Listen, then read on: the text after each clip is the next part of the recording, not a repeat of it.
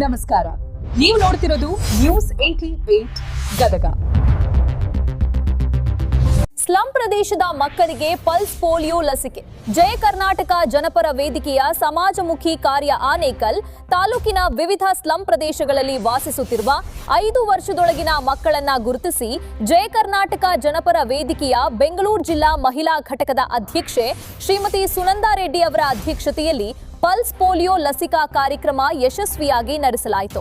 ಆರೋಗ್ಯ ಇಲಾಖೆಯ ಸಹಕಾರದೊಂದಿಗೆ ಆಯೋಜಿಸಲಾದ ಈ ಕಾರ್ಯಕ್ರಮದಲ್ಲಿ ಮಕ್ಕಳಿಗೆ ಪಲ್ಸ್ ಪೋಲಿಯೋ ಲಸಿಕೆ ಹಾಕುವ ಮೂಲಕ ಅವರ ಆರೋಗ್ಯ ರಕ್ಷಣೆಗೆ ವಿಶೇಷ ಆದ್ಯತೆ ನೀಡಲಾಯಿತು.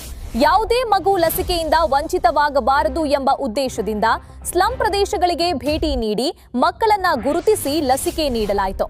ಈ ಸಂದರ್ಭದಲ್ಲಿ ಮಾತನಾಡಿದ ಶ್ರೀಮತಿ ಸುನಂದಾ ರೆಡ್ಡಿ ಅವರು, ಮಕ್ಕಳ ಆರೋಗ್ಯ ಮತ್ತು ಸುರಕ್ಷತೆ ಪ್ರತಿಯೊಬ್ಬರ ಜವಾಬ್ದಾರಿಯಾಗಿದ್ದು, ಪೋಷಕರು ತಮ್ಮ ಮಕ್ಕಳಿಗೆ ಕಡ್ಡಾಯವಾಗಿ ಪಲ್ಸ್ ಪೋಲಿಯೋ ಲಸಿಕೆ ಹಾಕಿಸಬೇಕು ಎಂದು ಮನವಿ ಮಾಡಿದರು.